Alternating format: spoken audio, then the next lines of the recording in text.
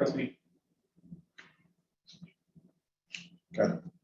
Doubly true. On to business. FY22 budget update. So that's you, Ron. Yes, just to let you know, we are working with Nemrick and making some additions to the budget, specifically adding some categories around,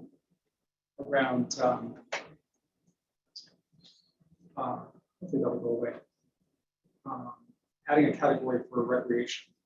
And so I don't have a copy of the latest FY22 budget. I don't have that for the next meeting. Actually, I'll get that out. Making that change right now, so it's probably get out next year too. So, and what I'll also be doing is just looking at FY21 and taking a look at projections of what it was FY21 cost. So I'll keep updating as so we're going through crossover now for FY21 and FY22, but just want to keep it updated. We said we would be $56,000. Let's see how close we get.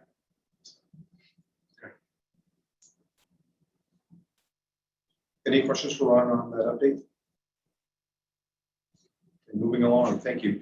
Item B, Development Review Board, seeking motion for the reappointment of Brett Rakowski, Don Peabody, Steve Rappaport, Carrie McFarland, each for 2-year terms beginning September 1st, 2021 through August 31st, 2023. Do I have a motion, please? So moved. I feel like Rappaport might be spelled incorrectly on the agenda. No, that's but correct. Yeah, that one, we got it. That's right. Yeah, there was some struggle. I realize that the agenda says September 1 to August 31st. The terms are actually August 1. I mean, I'm looking at the city's website. I was pretty sure that was the case. So I'm sorry I didn't bring this up. I would amend my motion to Okay. change to August. It should be August 1 to July 30th. July 31st, correct? Thank you, Mel, and thank you, Dicky, for your amended motion. Did we have a second? I'll second that amended Thank motion. you, Dicky. Any discussion? Thank you to all of them. Did we check? Are they all up for it? I have not touched base with them. Yes. They're not in the room to say no, so this is a good time I to talked vote with each them of in. them, and they're good. Great. They're all. Yes, ma'am. So on a related matter, according to the website, Lowell Bertrand is an alternate whose term expired on August 1, 2021. It's not as though you have to have an alternate, but I just want to, it can come in handy when somebody has a conflict of interest or somebody is out of town and somebody needs to fill in. So I just want that. Thank you. Ron, could you reach out to Brent and see if he can find it? Absolutely. For item number 2, I can speak to that. Hold on a second. Sorry. All those in favor of the reappointments of Brent, Don, Steve, and Carrie for the 2-year terms, please say aye. Aye. Any opposed? Thank you all. Ron, please go ahead. Brent sent us a note and asked us he asked that the council clarify or that sort of codify that the terms of the members, Amy Wen, the Dark, and Jason Mullen expired August 31st, 2022. His concern was that it wasn't clear when they were appointed, their terms weren't stated, didn't appear in the minutes. So what he's asking is that he's asking the council to sort of codify. I use the word clarification. I did show this to him that their terms do indeed end August 31st. And what the website shows, Jason Mullen's term expires on August 1, 2021. So I get the feeling that I'm not saying the website's wrong, but I think that what Ron is saying is that when these appointments get made, the minutes need to be very clear, right? And so particularly because Jason Mullen's not here to change his mind. He actually has an easy way out of this DRB. Okay, so I think that we should to make a motion, clarify what you want to do is to Yeah. move to clarify the terms. I move to clarify the terms of Amy McBrooka and Jason to expire July 31st, 2022. Seconded. Any further discussion on that? All those in favor, please say aye. Aye. Nay, all those opposed? Nay. Motion carries, thank you.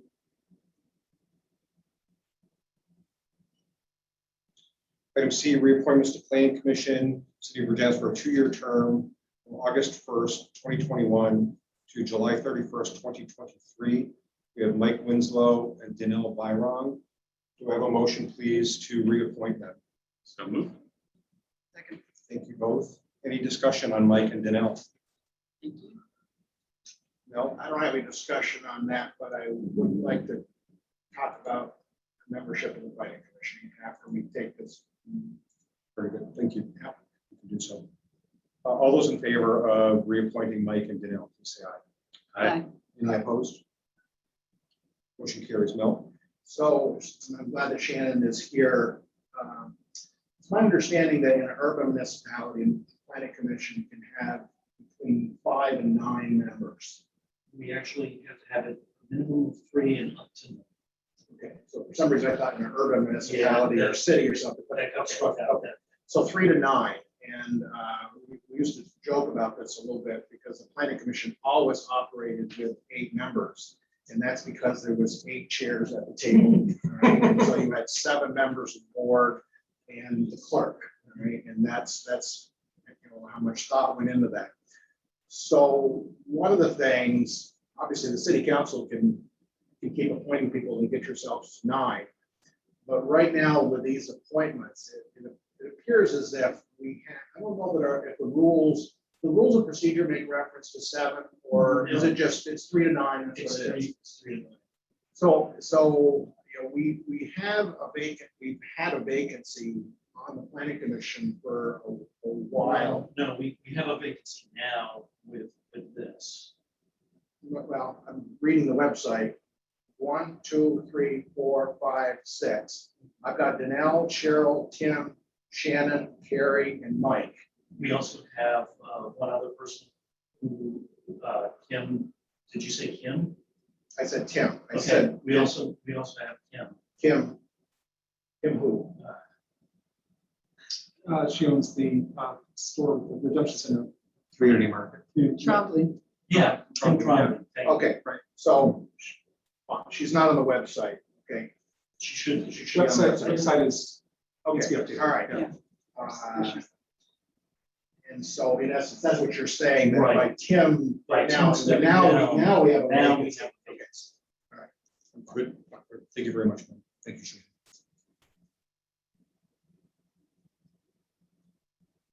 Item D, reappointment of city manager, city clerk, city attorney per 24 VSA Chapter 15, Section 9, appointments by city council. The city council at their first meeting of each fiscal year shall appoint a city manager who shall have all the duties and responsibilities of a town manager as set forth in 24 VSA Chapter 37, as amended from time to time. A treasurer who shall discharge the duties incident to that office, a city clerk, 1 or more constables, and may appoint a city attorney. We'll start with the city manager. May I please have a motion to appoint Ron Redmond as a city manager for Virginia? So moved. Second. And I think one of the things that probably should be made clear is that really we are reappointing him pursuant to his employment contract. The charter makes reference to appointing as, say, reappoint, it says appoint, all right? But the city council has agreed via an employment contract that we will do that. So I don't know that I would feel better if the motion made reference to in accordance with the employment contract. Versus the charter? Well, no, it's okay. I'm just saying, yeah, both.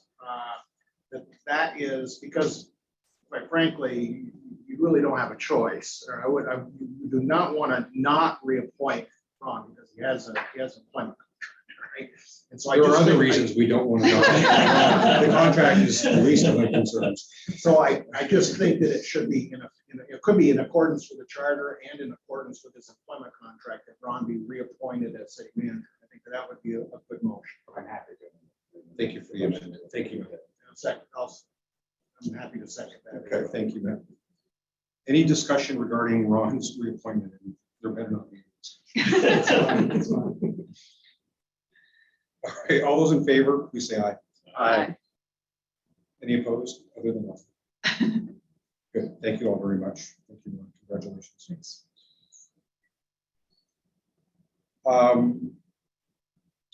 City Clerk, Brittany Ruby, do we have a motion to reappoint Brittany as our city clerk? So moved. Thank you, Dickie. Second? Second. And that's also, I assume, in accordance with the Does she have, statute. she doesn't have a contract? But with the statute, though. Yeah. It's the charter, yeah. All those in favor, please say aye. Aye. Any opposed? Thank you. We know that we have a vacancy in our treasurer role at this time. So there'll be no appointment this evening in that position. Are you providing us an update during your manager report on Yes. But I'm relative to the chair, treasurer, is Brittany being an assistant treasurer? Do we have an assistant treasurer? Duly appointed assistant treasurer? We do not. I do not believe so. So who has signing capability? I am actually the assistant treasurer. Are you? Oh, Yeah, congratulations. Joan made me sign up for that on day one, I Okay, think. so I'd like to put Brittany on the spot. I mean, the charter requires us to appoint a treasurer, right? And I would suggest that we appoint Brittany as the interim treasurer. Because she's like an assistant treasurer, and you really can't be an assistant to no one. You need to be something. So I would just suggest that she be appointed as our interim treasurer. In taking that action, though, would she be required for all of the responsibilities as laid out for the treasurer? Yes. Would it be possible to appoint Rose? Rose is taking over, I'd say 75% of the treasurer duties. I'm not sure if you're comfortable with that or not, but she's the one covering us right now. Or I would ask Darlene Kelly to be the treasurer. I think that would be wiser. Either Darlene Kelly at Emmerich or Rose Russell. I guess my concern is laying another job on top of Brittany.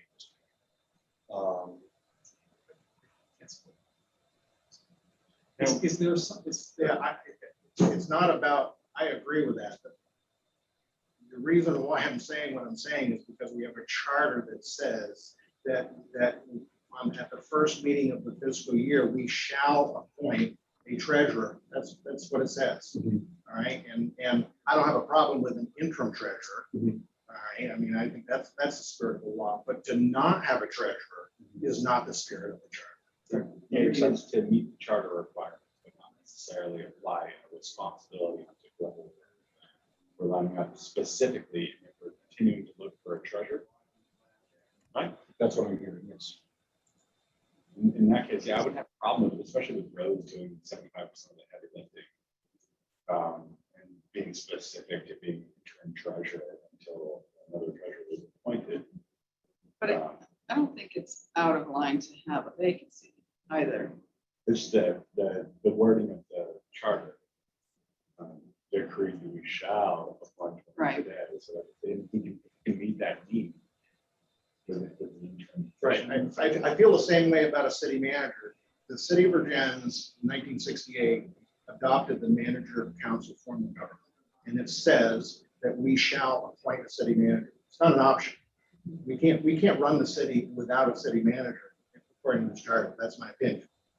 Likewise, we are required by our charter to appoint a treasurer. I don't think we should be running the city without a treasurer. And you know, I don't have a problem with Rose. I don't have that issue, but I think that we're supposed to be following the charter. And I understand the situation. I don't disagree with you. And there was like the treasurer meeting responsibilities. So involved with the city manager. As far as like.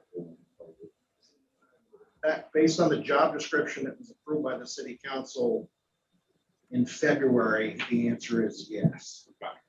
So like that said, like realistically, anyone in the building would be appointed treasurer. He can't be. With the exception of the city manager. Correct, as long as, because the onus of making sure that the responsibility of the treasurer taken care of still falls to the city manager. That makes it even more competent idea, like, yeah, appointing Rose interim, like being very clear, like appointing Rose interim treasurer, while we are in search of fully appointed treasurer. I'm more comfortable with that. It's not a reflection of Brittany's abilities. No, I think if anything, like she's carrying plenty of water. Would you like to make a motion to that?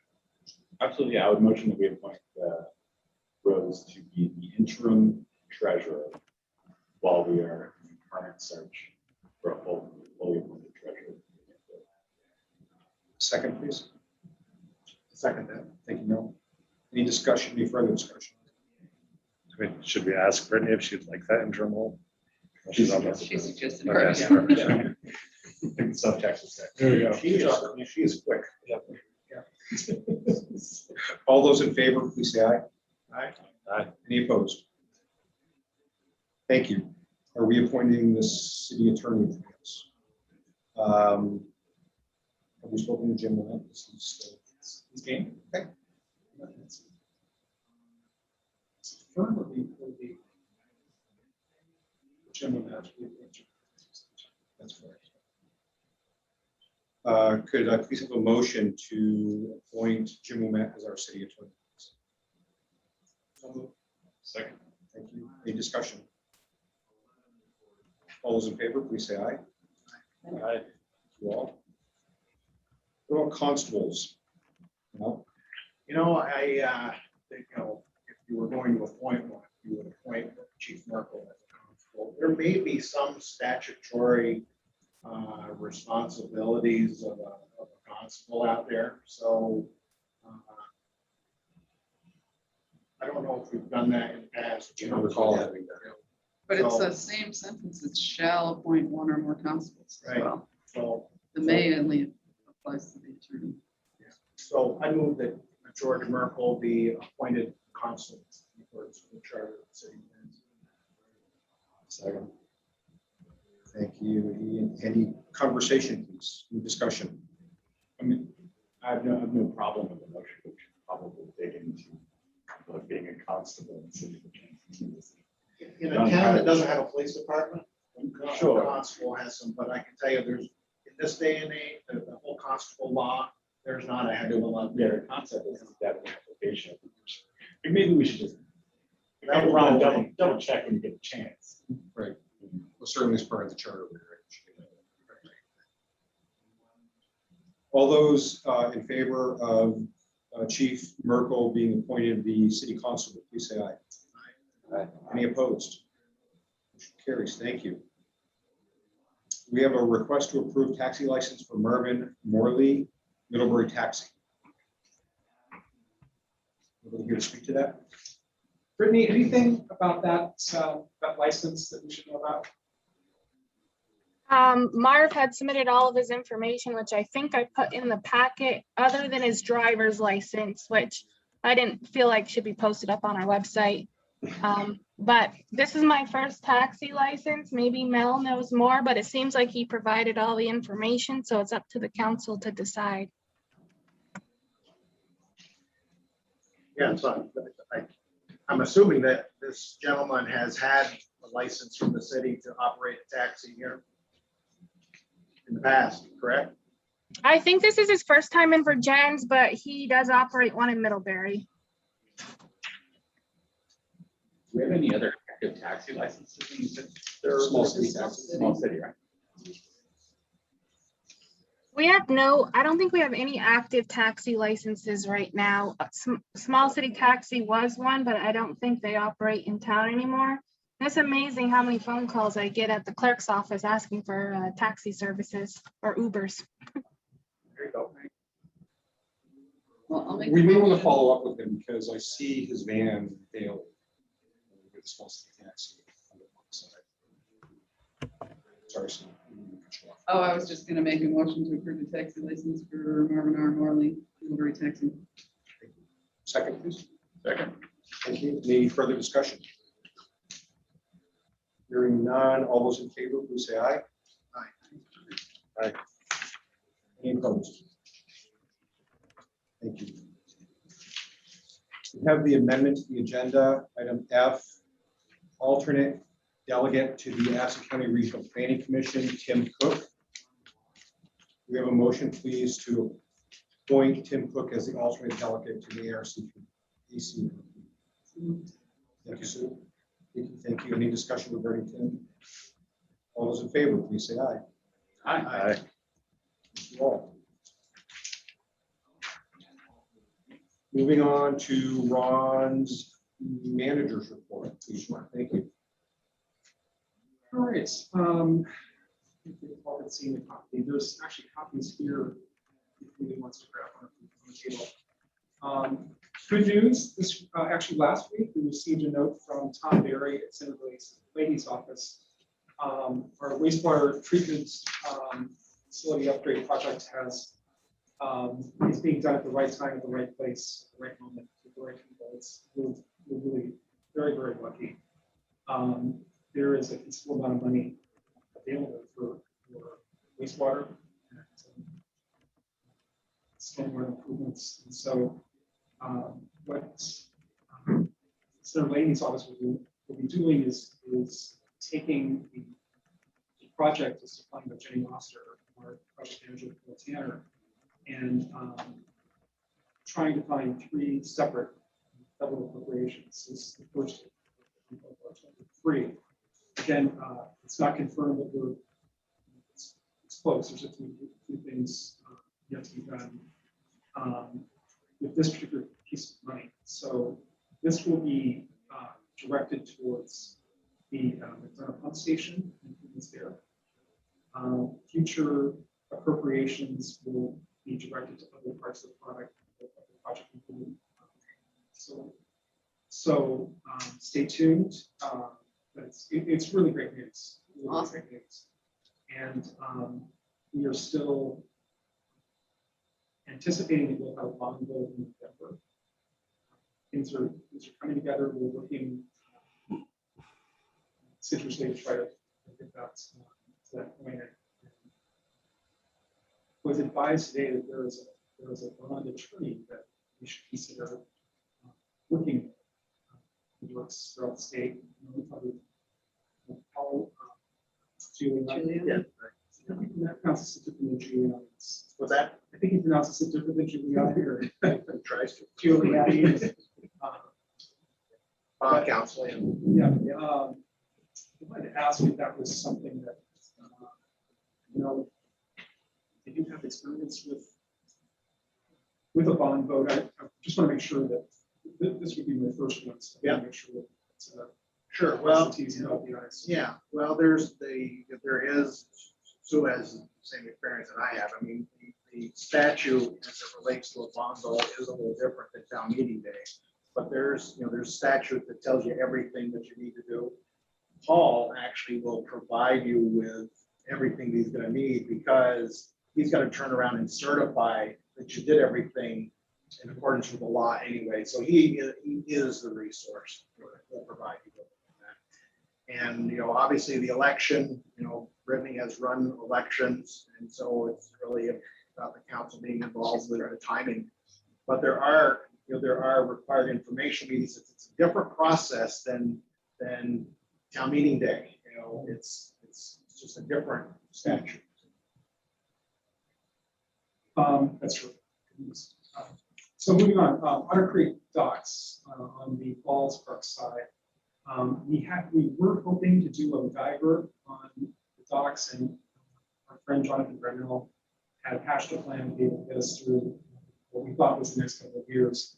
John Olin, Well Tanner, the consulting firm that y'all approved us using, took a look at the docks last week. Jim Miller and I spent time with him, and he really did not advise the MacGyver fix. He loved what Jonathan was trying to do. So, it's not. I talked to Jonathan.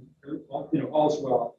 So what makes sense right now is to close that side, those docks until further notice.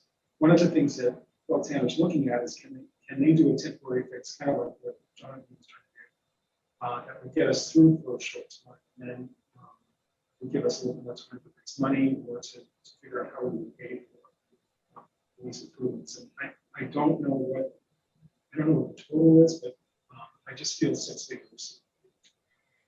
Screaming 6 figures, I think that's not true. I don't want to be presumptuous. Let's wait to see what the engineers say.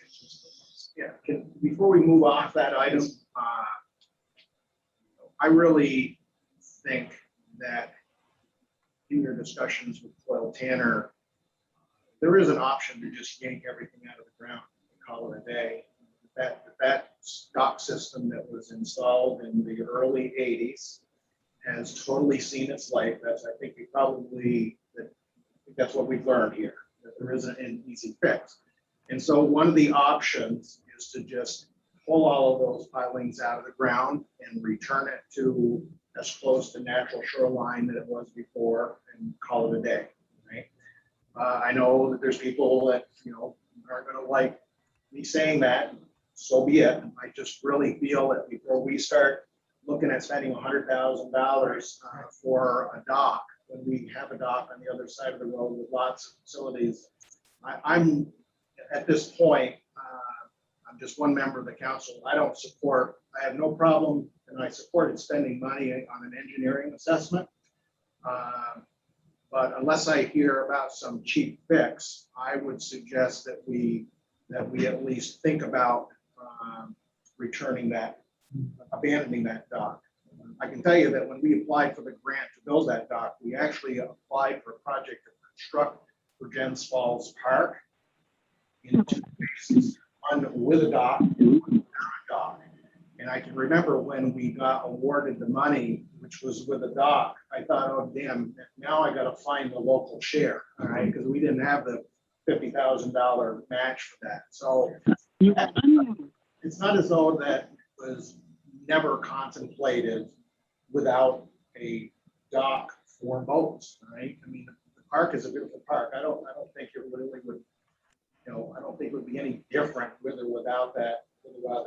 I would just encourage us to, when I look at this kind of capital sheet, I see a lot of important projects there, and I'd like to hear from our engineers, but I think that we should look seriously at abandoning that system. Have we analyzed a dock on the Donna Park side, the new dock?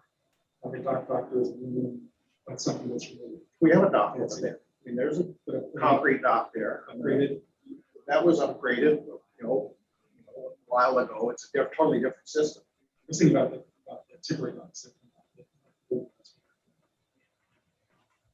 Do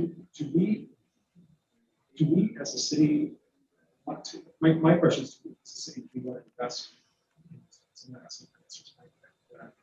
Just curious, is that, I'd be interested in the price tag, also any information we get on the volume of traffic at both docks, like in one dock, it's on both proceeding. With the dock not there, if that puts us on the capacity with normal amount of boat traffic that come up to visit, or like restaurants, retail, on Main Street, and cutting that in half seems dodgy. And so that I think the price tag is going to be very important for sure. And also the amount of business and is there, do we lose anything? The government has to go to the other side. For the other The answer is no. It's gonna be expensive, and yeah, it makes sense to pull it. But if you don't have the capacity of the other dock for the amount of boat travelers that you don't see. I just, I want to point out to you that the amount of lineal footage of floating docks on the McDonough Drive is not the same as the amount of lineal footage of docks on the Virginia Falls. So it's not a 50-50 situation. Sure. It could be like a 70-30 type of number. And even if you were concerned with losing lineal feet of dock space, one option is to add additional floating docks on the McDonough Drive, as opposed to a $100,000 system to attach to. I would certainly be interested in an alternative approach to having to take on a big boat. Yep. Like my primary concern. Turning people away, absolutely. Especially if it's all the way up. It's going to be a hard year to determine that, For sure. until the border opens up. and get more. Yeah. I will tell you that, when I was in Ron's position, I was down there pretty actively during the summer, and we do fill both sides. And some of the boats are triple ganged, they're like 3 wide. I think there's some merit to expanding the docks on the McDonough side. I think it's probably going to be a lot more cost effective. But let's see what comes back with it. And if we could push them to kind of get pen and paper on it sooner, I think that would help. So, Just so you know, Matt Daniels has probably 50 years of inventory of boat traffic at the falls. Right? That's what he's been doing on this year. So Is the McDonough side of the McDonough docks, are those, should we have, what's in those, are those be solid? a totally different system. Yeah. I think it's fine. I mean, if they Not had- to Jim Lero will be over there. Okay, all right. Those were redone at a different time. The upside is they're easily expanded. Okay, we're on, Oh, I'm sorry. Andy? oh, great. If, Hi, Andy. yeah, I just want to say, I'm having a really hard time hearing Ron in particular. I don't know if I'm the only one, and I don't know if it's a technical problem or whether he has a bad microphone. No, but- I'm having a hard time too, Andy. I was All going right, to, thank you, Kathy. at the very end, it's very, very difficult. Yeah. Yeah, and Dickie's a little hard to hear as well. I can hear Matt and Mel fine. And I don't know what the issue is, but in general, the sound quality in this meeting is not as good as it has been. So Okay. Is I urge you to review the tape and see if there's, or video, and see if there's anything you can do to improve the quality as a whole for those who are zooming in. But, and I'll follow up with Ron, because I really couldn't hear the discussion of I got that Leahy was discussing, his office was discussing something that was very hopeful for the sewer, but I couldn't really get the details. I'll follow up with that later. But I hope something can be done about the sound quality. Thanks. I'm done. Thanks for letting us know. Andy, can you hear us now? Is that better? He's muted. He's No, we muted can't hear himself. Yeah, sorry. I can't hear you better now. You can't? Thank you. Great. A little bit anyway. Okay. And Yeah. actually it comes and goes, so it's not Yeah, at one point. And certainly we appreciate the fact that we're zooming and you're in person. I do anyway, but so I appreciate that. But I do know that, yeah, the quality of the sound is less than desired. Great. Duly noted. Thank you both. That's great. Thank you. All right, we'll be closed. Brittany, are we closing on the 15th or the 14th? Just want to check in with you. I'd heard that we may be having Profile visit us on the 14th. So co-file is coming on the 15th. 15th, okay, great. Yep. And they will be scanning our records back the full 40 years. So this is what the council approved probably a month ago, maybe a little longer than that. So they're gonna have their people come in and do that for us. That's great. So we are closing the office on the 15th. This provides us with staff, myself, Rose, and Brittany, the opportunity to get some training from CoFile And we'll continue to answer phones, et cetera, but just in terms of having walk-ins, we'll be closed to the general public on the 15th. We're also printing tax bills. We printed our sewer bills. We're doing a prep for our tax bills tomorrow with NEMRIC, and then on the 15th, we're going to be printing our bills and getting those assembled. So that's kind of an FYI.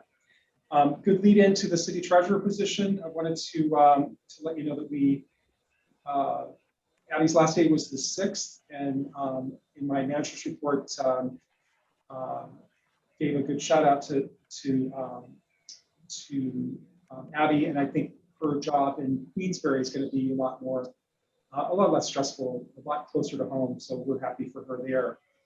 And in the meantime, we are working very closely with the team at NEMRIC, Darlene Kelly specifically, who has been a town manager. It seems as though all the people at NEMRIC at one point or another have been city treasurers, town clerks, town managers. It's a very experienced group, and I've just experienced them as being very efficient with their time. I know there may be some concern on part of councilors of what's this going to cost us, but I think the next couple of weeks we'll have a much clearer idea. But I just want to assure you that we will be as transparent as we can to show you what it is that we're doing, how we're working with them, and then if you have thoughts or concerns, I really want to encourage you to reach out to us. We also had our Board of Auditors today meet with Teresa Kaczynski, auditor with Fothergill, Scalia, and Valley. And they had a conversation about the 2020 audit and the 2021 audit, and wanted to have a direct conversation. So we weren't involved in that. We love that idea that our Board of Auditors can talk with our auditor directly. So they set that meeting up. I shared those minutes with the City Council, just so you can see kind of where your thinking is, specifically around some of the gas fee measures that in the past we haven't followed. So Darlene Kelly and I are working with Teresa Kaczynski in terms of the audit, and we have not set a date yet, but getting those materials together. I have an ad right now on Indeed. I have an ad with VLCT. I am going to post an ad with Frenchport Forum. What's interesting is that Frenchport Forum is sold out until mid-July. So lots of people looking for people. That's definitely a sign. I've also asked anybody wants to sign up for an ad hoc committee. Savan Patel has offered his thoughts, and I had a great conversation with him yesterday about that, about some of the thoughts he had about how to promote the job. One of the things that in this committee I'd like to talk about is, given I see trying to fill a position that it could be challenging, how might we approach the job?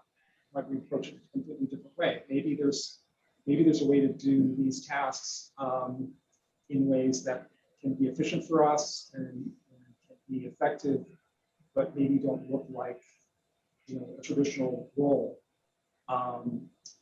We've had a couple of people apply, a couple of retirees, former CFOs, so you don't want to work full time. So it's like, okay, well, how could we make that work?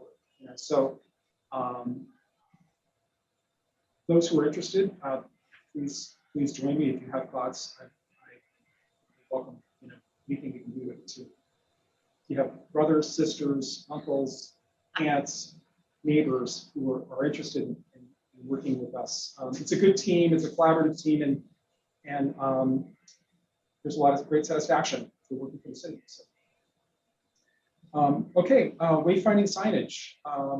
Had a chance to meet up with David Raphael with Landworks, who had been involved in developing the wayfinding signage plan for the Downtown Basin Master Plan back in what I think was 2016, if I'm not correct, let me know. So one of the opportunities that could fund this is the Downtown Transportation Grant that is becoming available for 2022 this coming fall. And I think we have a great plan. The master plan's outstanding. The actual visuals that David Raphael put together are terrific. There's been a lot of public process. There's been a lot of buy-in. And it feels like the next step for us is how can we take all that momentum, kind of keep it going and try to find some funding. And maybe we do a wayfinding signage program for the city, do it maybe in increments. We can't afford the whole enchilada. So brought together last week, Julie with the Downtown Partnership, Virginia's Partnership. We had David Raphael with us and also Mike Winslow from Regional Planning Commission, just to talk about how could we put that together. So our idea is to go out and talk to stakeholders, talk with the Recreation Committee, talk with the Planning Commission, talk with DRB, and talk with other stakeholders, and then come to the City Council with that information. And that's kind of where we are at this point, how we might kind of get the moving going. So any thoughts or reactions? Have you all seen some of you may not have seen it. I can send it around to folks or send a link. Right. It's really neat. It's actually kind of a good read if you're into it. So fall of 2021, one of the things that I'd like us to do as a city staff is to have a review of the personnel policy. We may need to make some changes, but I think going out right now with the policy as is and communicating that. So we'll be working out a way to work with groups. What we'll do probably is work with individual groups and go through the policy. With Chief Brewer, over the next year, what we're going to look at doing is finding a way to standardize basically the process for how we train our firefighters and how they get through the probationary period. And what I mean by that is just a very sort of objective, clear-cut, check off the boxes, put in the personnel file kind of approach, so that it's very, very clear. Any training, any advancements that the fire department does an outstanding job with its team. They have a great reputation. We deliver an outstanding product. But one of the things that I'm seeing is that to have a more standardized, objective approach to especially probationary periods and then the positions that people are given, that is very, very clear, and that can actually personnel file, et cetera. So again, I did have a great conversation today with the Vermont Fire Academy. They'll be a great resource, as will VLCT, and more to report. One of the other things I want to talk about is that we are wanting very much to increase our efficiency as a staff at City Hall. And one of the things that we're looking at is as we've had the opportunity to think about the treasurer's position with Abby's departure and working with NEMRIC, we are also looking at what are some of the other practices of other towns in Madison County. And one of the things that we see is that there are other towns, and that's why I provided this sort of graph.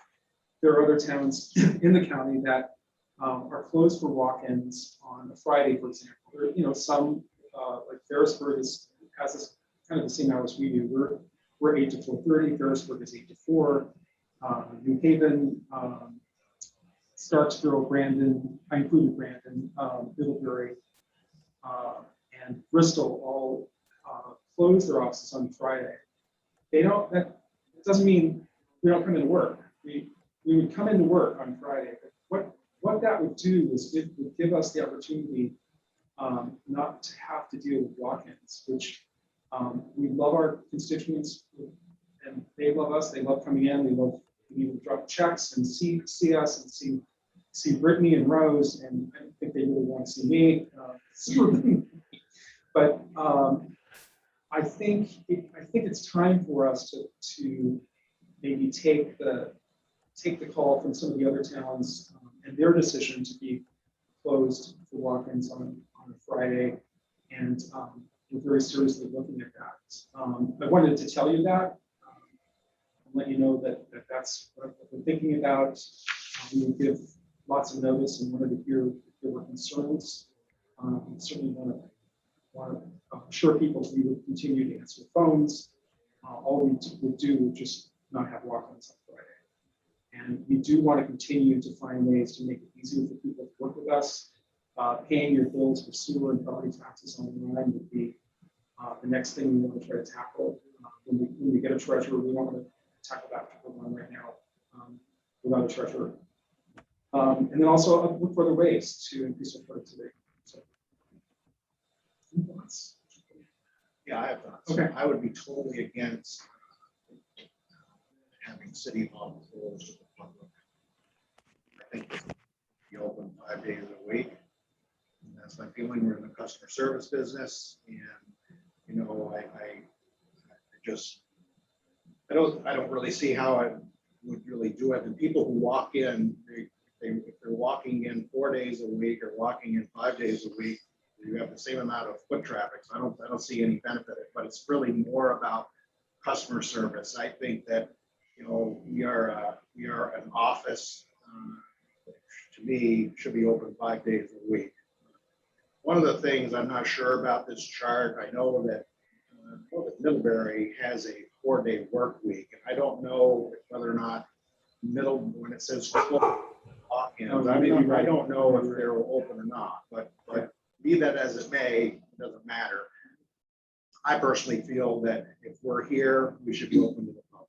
If we're here answering phones, and somebody comes to a locked door, to me, I'm just totally against that because it's not customer service. That's great. Thank you. That's great. That's just me. Just No, me. no, The rest no. of you, you can do your thing, but it's just me. So yeah, I'll speak to the other side, actually. I mean, I'm a person who gets a lot more work done when I'm not interrupted every 10 minutes, so I can totally understand, you know, folks in the office wanting to have a day where there's not all those interruptions. And if having a day where there's no walk-ins is going to increase the productivity substantially, then I would totally support that. Just post the hours, make sure everyone knows, so that people aren't showing up on that day. So, you know, Sue, there's a reason why I sat here and not there. You know, let me just tell you, Sue refers to interruptions. All right, it's like you get a lot more work done. You know, if it wasn't for these interruptions, we're in the customer service business, folks. These are our customers. They aren't interruptions. They're our customers. You're absolutely I right. totally understand. Listen, I've worked here for a long time. I live, you know, what did I do when I got behind? I came to work earlier in the morning because open. Then next thing you know, I got people coming at 6:30 because I know when I can catch them. I'll catch them at 6:30. Right. But we're in the customer service business, so it's not an interruption to me. It's about serving. Absolutely right. And of course, you're going to serve them. We don't have to serve them out 24 hours a day, right? You don't need to serve them at 6 a.m. You can post your hours. And again, I said, if it increases productivity, some of it is customer service, but it's not face-to-face customer service. It's taking care of the books and doing a lot of things that you don't necessarily have to take face-to-face. I know you do. I know you understand that. So I assume, Ron, that you'll be bringing your thoughts regarding increasing efficiency and effectiveness to the council in a formal manner, which you and staff have had an opportunity to discuss. Does the city council decide office hours? I don't think so. Well, you know, I don't know. That's a good question about, you know, whether or not, you know, the city manager sets office hours or whether or not the city council sets office hours. I'd like to think that the city council sets office hours. You know, if we just exhaust just think about this, if we're not setting hours, that means that the manager could say, listen, we're gonna be only open to the public 1 day a week. I'm not suggesting you to do that, but I would think that the city council, but somebody can research, somebody can research that. And, That's a key question. if Ron feels that under the city manager statute, that he has the right to close City Hall, okay, but I'm all ears, I'll listen to that. Fair enough. Would it be better for one full day or 2 half days? Sure. I mean, I'm we're just, open. I'm just It curious. doesn't, for us, that's fine. I don't want to shut off the conversation. We do have to move over to the public hearing. Yes. Time started at 7 o'clock. I was actually just trying to get us to 7. Thank you. Thanks, Commissioner Gallo. Pepsi. Hey, welcome.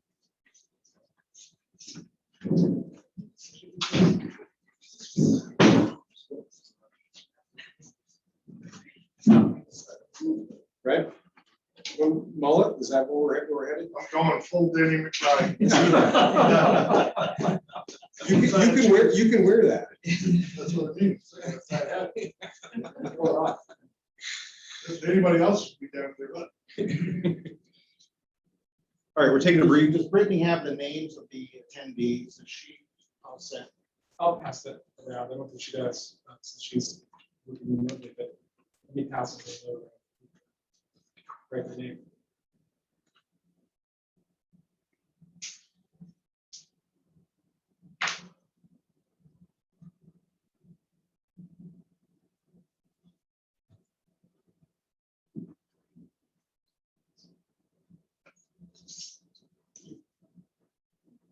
Shane, is this your meeting?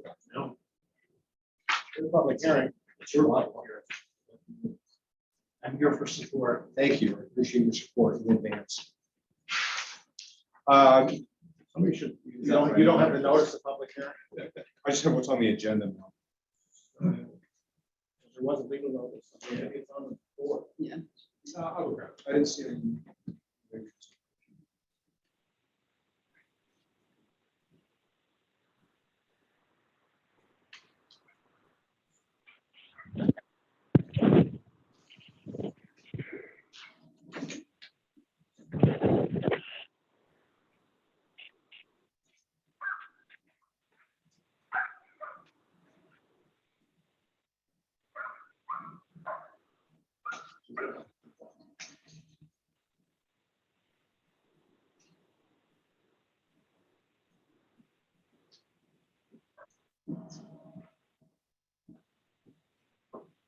One second, please.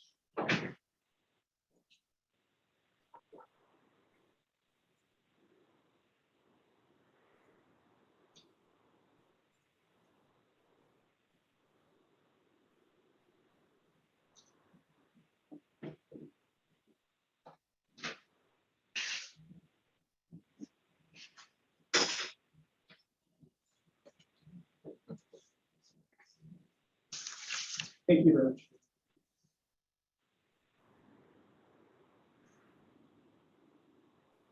Someone trying to find the legal notice? Is that what we're waiting for?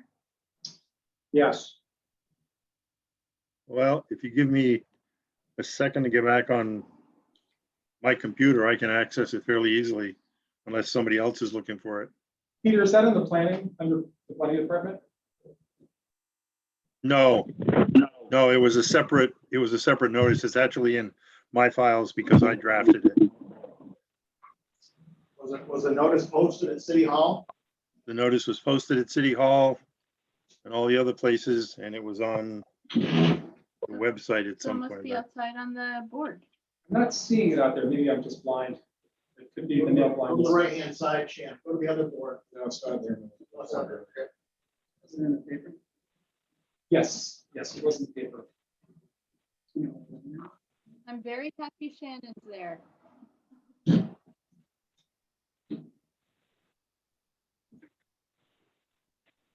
Well, I can get it, but I gotta go away from here. So Peter, I have nothing to work off. Okay, hold on. Give me a couple of minutes. I've got to do some computer fooling around here to get rid of, hold on. Oh, damn. Sorry. Okay, so what do I want to go to?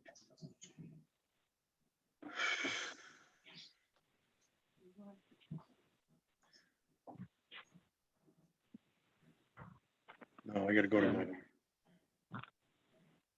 I gotta go to, yes. I've gotta go to my.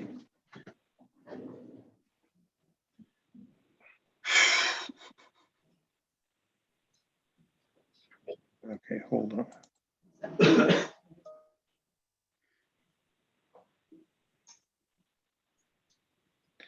Oh, come on.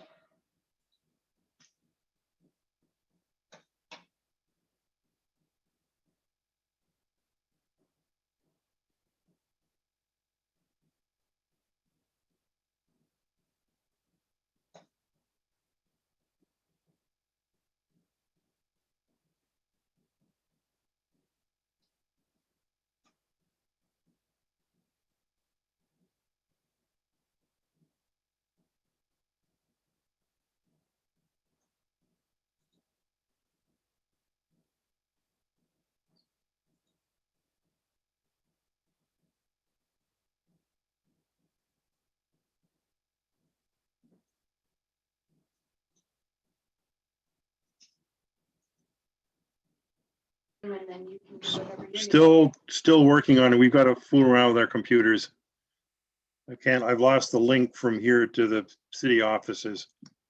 Oh, it had to be put in the Addison Independent. So, Yeah, it's right here. So,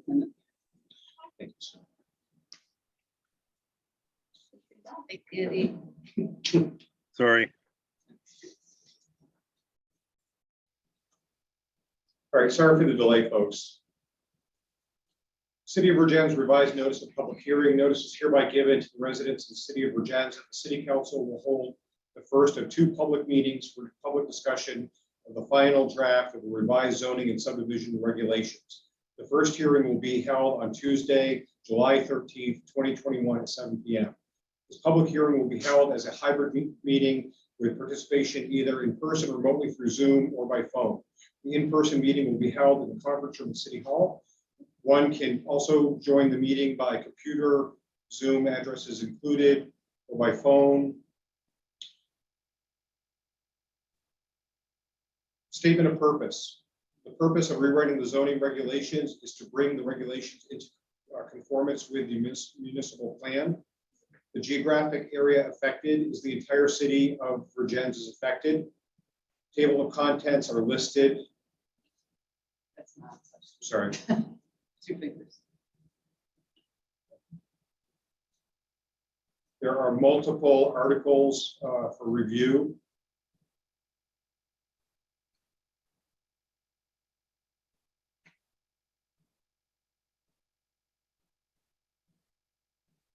Sorry, folks.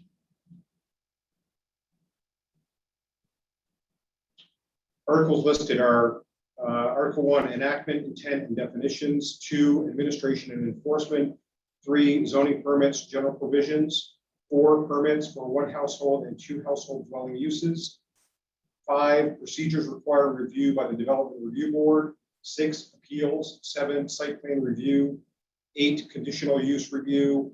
9, subdivision review. 10, planned unit developments. 11, local Act 250 review. 12, parking, loading, and driveways. 13, signs. 14, general regulations. 15, specific regulations, and 16, zoning district regulations. Copy of the full text is available for public viewing by contacting Peter Garrett at City of Jones. That's the listing as it was in the independent. Thank you. Thank you, Steve.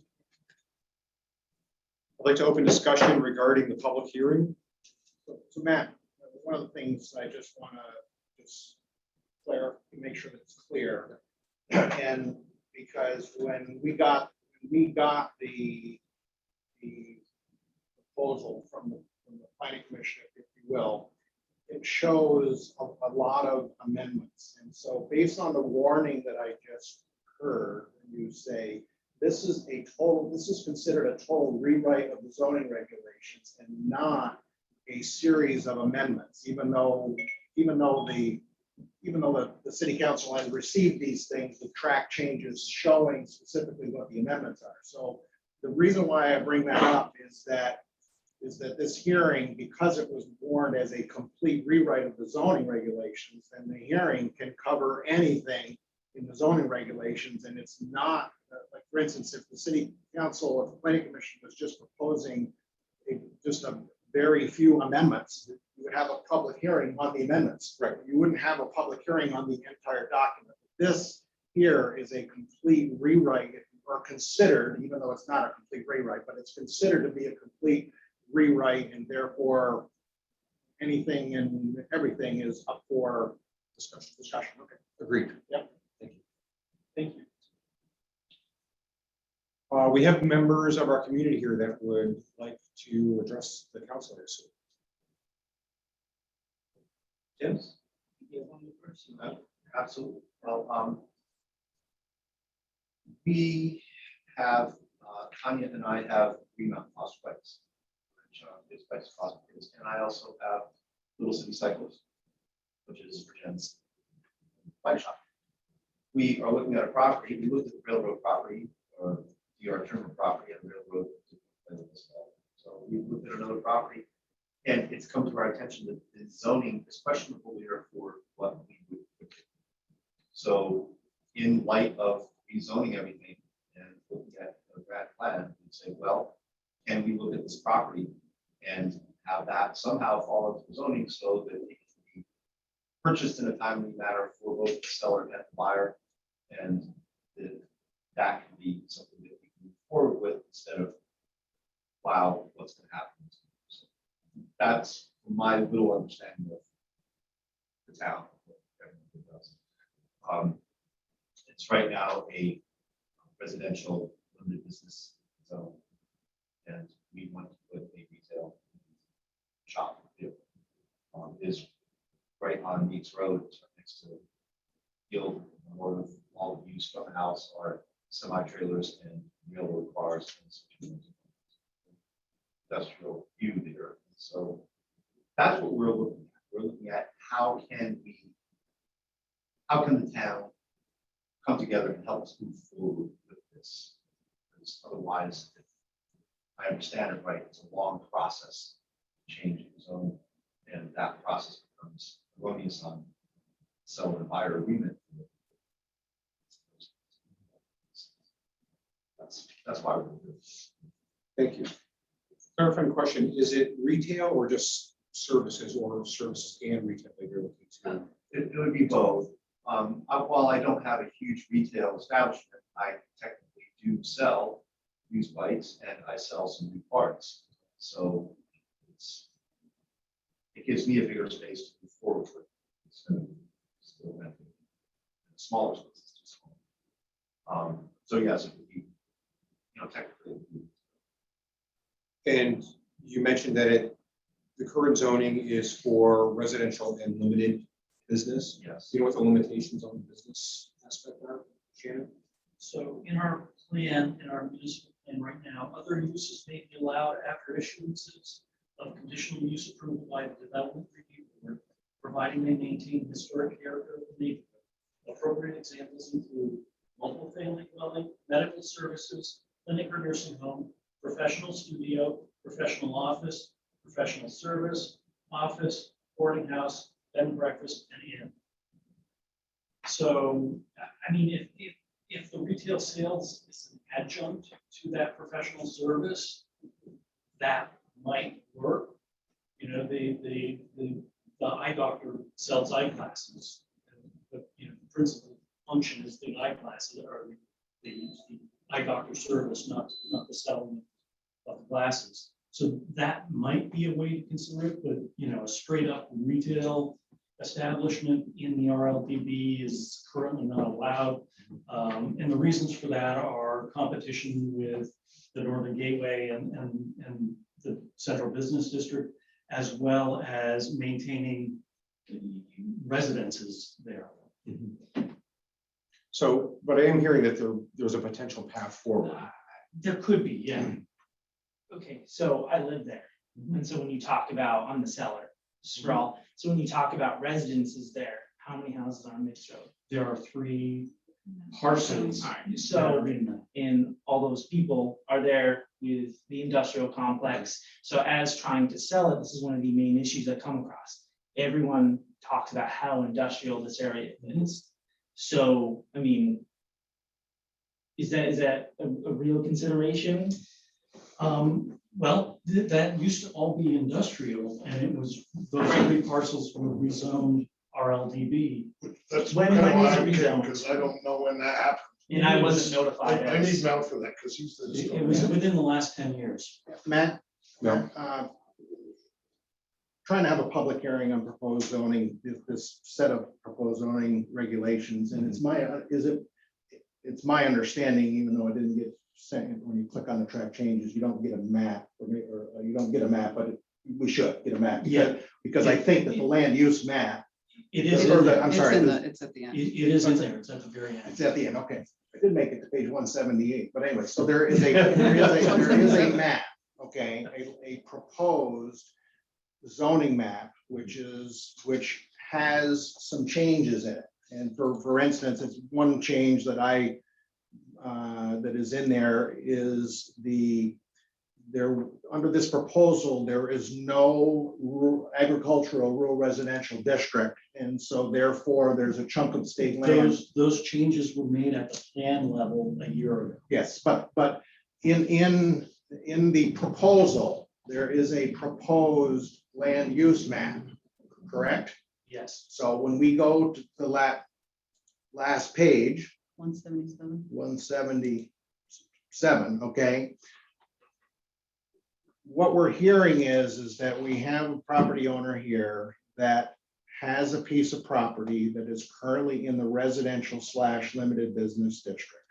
And we have someone who's interested in doing something with that property that would not be allowed in that district. That's my quick interpretation. So what I'd like to hear, this is a public hearing, is that if somebody wants to provide testimony about how they would like their property zoned, we can take that testimony and thank them.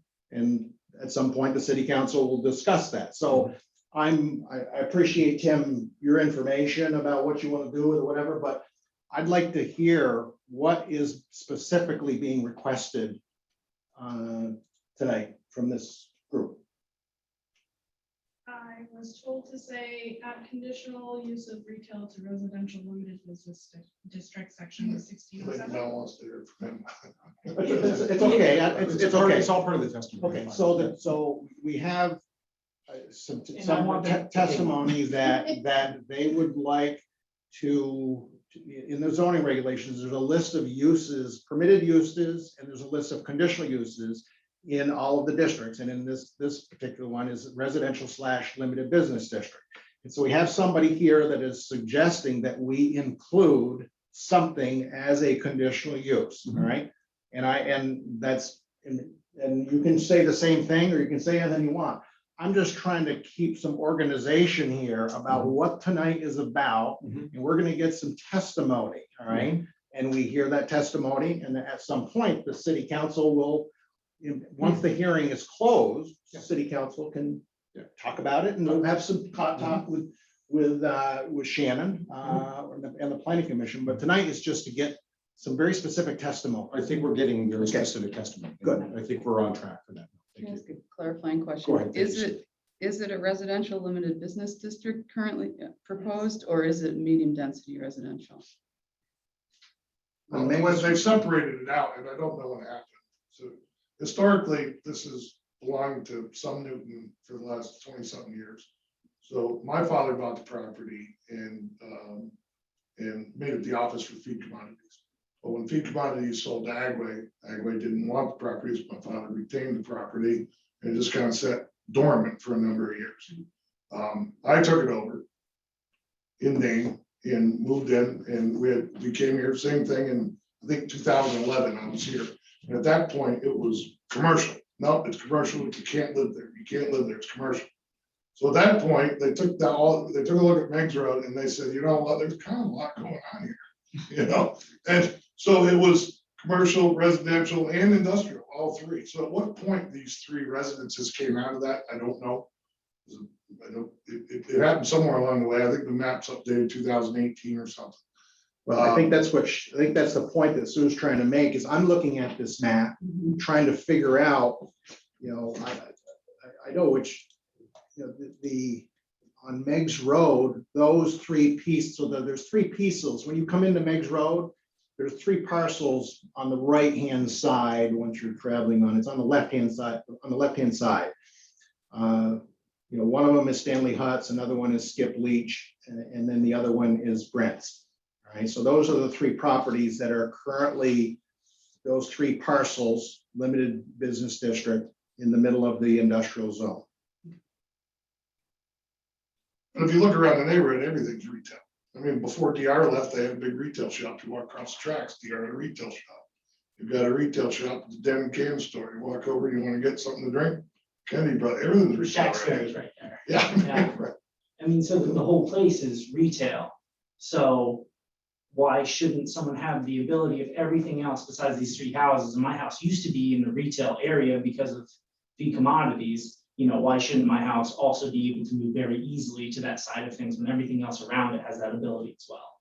I think that's been a challenge to sell it too, has been that because of its location, if you just drive in there, you're like, oh man, this is, granted, DR's gone right now, so traffic's down, but I would think at some point somebody wants something to do with that big building. So I mean, it's coming back, you know, at some point, it might be 10, 15 years, but something's going in there. Mhm. Something's gonna happen. Mhm. Any other questions for Tim or, I'm sorry, I didn't get your name, sir. Alex. Alex. Yes. Any other questions from the council for these guys? No, okay. As Mel indicated, we're taking testimony this evening. We will review it and have some discussion with the planning commission. Yes, Ms. Question, if it was changed, would that get rid of the residential option or just add to? What are our options there, Shannon? Well, I mean, you can Do anything? you can do anything. I mean, right now, if we zone something commercial, then that eliminates the residential. If you zone something like a medium residential, that eliminates the retail. The RLDB was kind of done as a blend of those, which why those three were pulled out and put into that, you know, probably around 2013 or thereabouts is when that change was made. As far as, you know, like Kennedy Brothers and all of that, that's Northern Gateway District, which is a separate district. That's a blend of commercial and residential and retail. And so, you know, maybe that becomes part of it. You know, sky's the limit. We can play around with a lot of different options there. That would be our preferred request, is to be able to do both. The reason there is because there is a rental unit in the building. Yeah, there's actually 2 units Two in there. units, so we would want to use one unit and have a rental option. We eventually would want to take over the whole building, but until that was financially viable, it's nice to have that rental income. Sure. And it's interesting to me because the building I'm in now, I know it's in the Northern Gateway, but it has a forced commercial based first floor and residential top. So it is mixing those units, top and bottom. And I understand that because you want to have business and housing as well. So that's the kind of thing that we want to move into with, you know, and again, we might not have renters there for long, but it's nice to have that option. Understood. Thank you, Tina. Appreciate it. And for us, it kind of came as a surprise because in 2011, it just went across the board. It was commercial, residential, or industrial. Mhm. And so at one point, they decided to pick those residents out in spot zoning. It was a complete mystery to me. We When or how did that that, happened. we did that at the request of your father. Well, I was the requester in 2011, so if you changed in 2013, I'm going from memory of Yeah. when it was. It was sometime in the last 10 years. 2011 was when it happened. Okay, fair enough. Thank you. Any other questions from the council? Okay, thank you all very much. Appreciate your time. Thanks for coming so much. Thank you, Tim. Appreciate it. Thank you. The one other question I would have is, results of your, like, update. Is there a timeline on that? It depends There's a on second. what other testimony we receive. and We do have a Right, what you have to go through Yeah. to go So, through that. There was a second meeting scheduled as well. Right. so- Right. So just for consideration, we have a contract signed. Mhm. And they have a 10 to 14 day stipulation period on that. So this is included in that. So if we could find a way, I know it's difficult, to come to some sort of, no? I don't know how, even if you were to go before the planning commission, it wouldn't be done that quickly. Even if we adopted the proposed regulation changes tonight, they wouldn't take effect for another 15 days anyway. Right, but we'd still have a few months. And then somebody would have to make an application to the DRB. Right. And so Right. there's a, you know, there's. There's a process. Right. So I'm sorry, to answer your question, this will not be resolved in the next 14 days. Okay, thank you. Thank you very much. Thank you so Thank much you. for the time. Yeah, appreciate it. Thanks for coming. Yeah. Yeah, it's good to see you.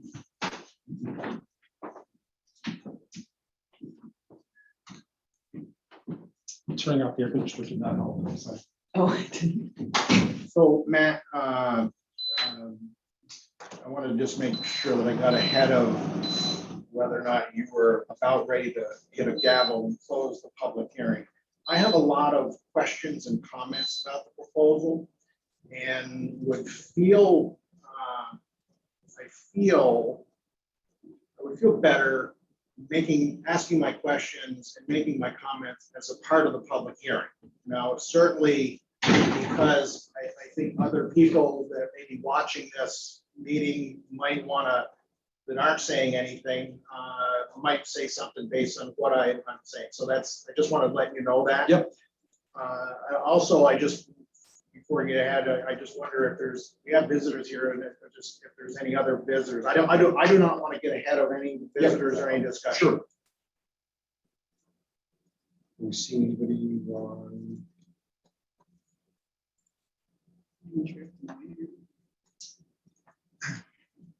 Does anyone wish to speak for the public hearing?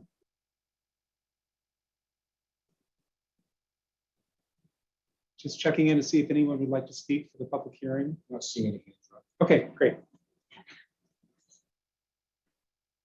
No, please go ahead. Sure. So, and most of my questions are for Shannon and possibly Peter as well. So my first question is, what prompted the move to eliminate the word family from the proposal, to no longer use the word family and exchange that with the word household? It just was it actually came out of the Congress of New Urbanism, workshop that took place in December 2019, where we were one of 6 pilot communities for that study. And then in their findings and what got pushed out as far as a guide from community development was using that language to be more inclusive. So one of the things I find odd is that the state law relative in Title 24, Chapter 117, which is the enabling legislation to adopt zoning regulations, there is 20 instances of the word family, all right? And so I find it a little odd that the state law relative to the writing of zoning regulations uses the word family. There's not a problem with the word family. And you know, if in fact the city decides that it's no longer going to use the word family and we're going to be using the word household, it will take me a while to say single household dwelling. It doesn't even come out of my mouth very well. Multiple household dwelling. You're not going to be called multifamily any longer. They would be called household. An abandonment of it. And I don't think that because it can't come off my tongue very well is a reason not to do it. But I'm just a little puzzled that for some reason the word family is that a household is a better, for some reason there's feeling that household is a better word, a more appropriate word than family. There's a definition of family. It includes people that, you know, that aren't related by blood. And so our definition, the zoning regulations, it really takes care of that. So I find it's not necessarily a deal breaker for me. I mean, if the whole world is shifting and going to eliminate the word family from zoning regulations, I guess that's the world we live in. But I just find that a little strange. That's my first comment. As a comment, it's not a deal breaker on the commission end either. So. If the entire planning commission, if the planning commission really feels strongly that it be households, so be it. Okay, I would do a replace in 2 seconds and turn it all back to family if I was calling the shots. I just think to keep it, number one, I like the word family, but number two, it keeps it consistent with Chapter 117, which uses the word family, quite often. And that's what we're trying to do is to keep in accordance with state law. So that's that part. Accessory dwelling units. One of the things we actually, under this proposal, you actually have two different definitions. You have a new definition called accessory dwelling unit, but you also have a definition that says dwelling, accessory.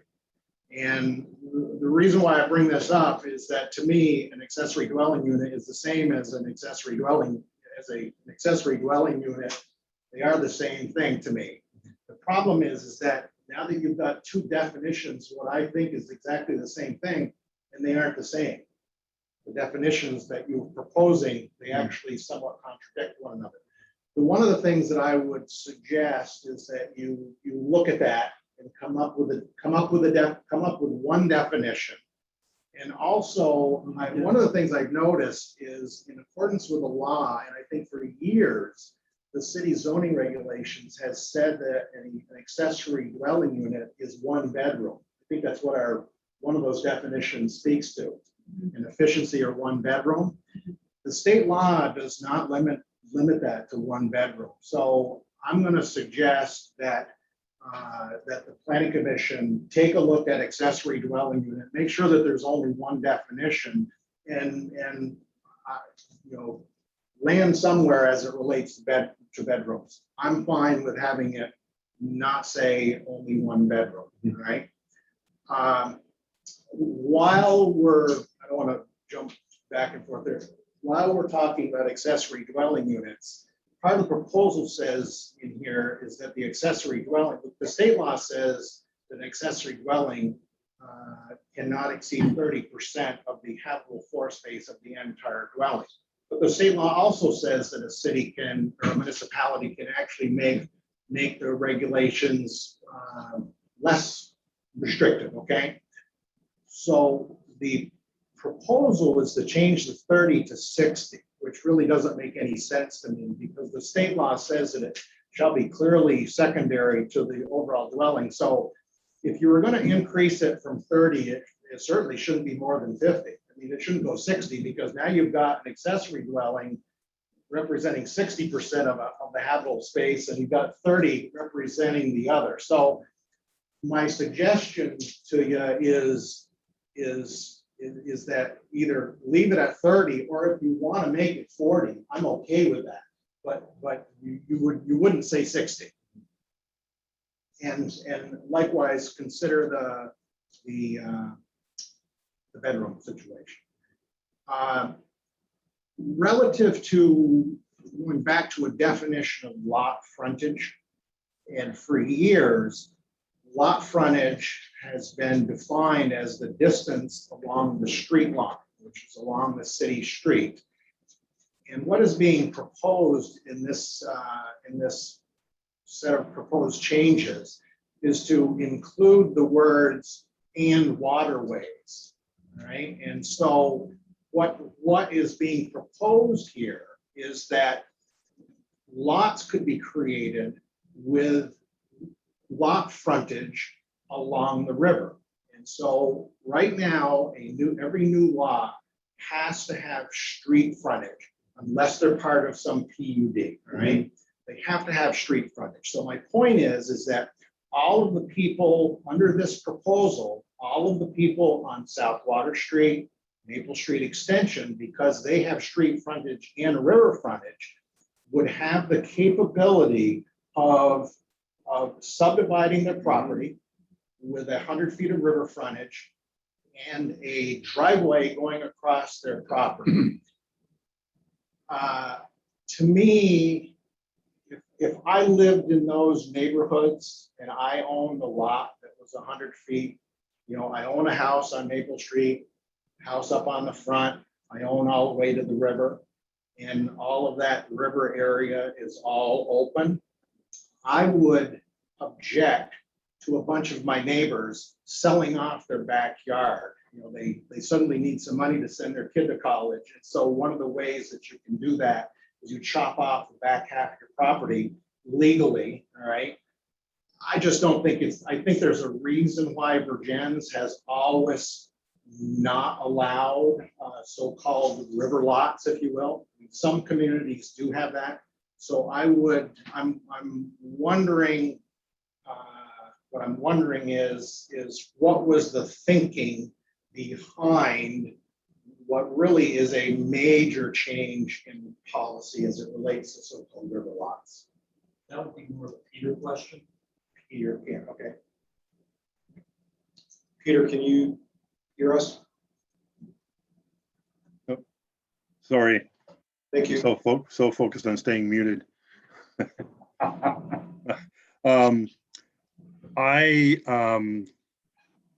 Well, there's a couple of things. Number one, back several years ago, when there wasn't a DRB, the Planning Commission created a lot that was basically road locked. It didn't have any access on the road, but it had access on the river. Subsequently, there have been people who have come to me and had issues with wanting to divide their lot. And the lots were big enough to be reasonable lots. Back part of it on the river, the front part of it on the road, and they had to have a right of way. They had to have a road to get up to the road. They had to have a driveway to get to the road. Didn't seem to be any particular issue in my mind. It expands the available or the land available for housing, which is one of our goals. It's allowed by state law. It seemed like a reasonably logical extension, reasonable request. Thank you, Peter. Yeah, so I just want to say that is a major policy change, and I'm going to suggest, I certainly understand the person who's knocking on Peter's door. Somebody's knocking on Peter's door, they own 100 feet of river frontage and they want to sell their backyard, all right? I totally understand that. However, I really want to look at the entire city, all right? It is, the Maple Street Extension neighborhood, that's not what's going on there. Those houses are built up towards the road and everybody has a lot of land to the river, all right? Yes, it would meet the lot size, but it's a major departure from past policy. The next item, I noticed that there is a definition of demolition permit, but nowhere in the regulation does the word demolition permit get used. So, and I think it's always been felt that even though the definition of land development does not include demolition, it does include structural alteration. And I think that demolition is the ultimate structural alteration. And so therefore, anytime somebody wants to demolish something, that is land development, and they need a zoning permit. So I feel is that if the planning commission has a proposal and a process about getting so-called demolition permits all spelled out, then yeah, you might need a definition of demolition permit, but it's never used in the regs. My next item, it makes reference to the ability of the zoning administrator to require certificates of occupancy. That's something that has never been the case in Virgins, that yes, the DRB in their process of site plan review and conditional use review, they do have the right to impose the requirement of a certificate of occupancy. The DRB does. The zoning administrator does not have, somebody gets a zoning permit, and the zoning administrator's job is to make sure that they build that in accordance with their permit. I don't like the idea or the concept that the zoning administrator can require a certificate of occupancy. And so you end up with a zoning administrator that somebody builds a garage, they don't need an occupancy, somebody builds a house, maybe they do. The way this is written, it gives total control of when right now certificates of occupancy are only done by the DRB. So that's really a departure.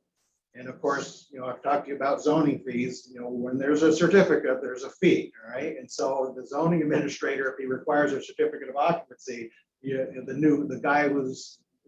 people who are building, now they get hit with another fee. So I'm not so sure that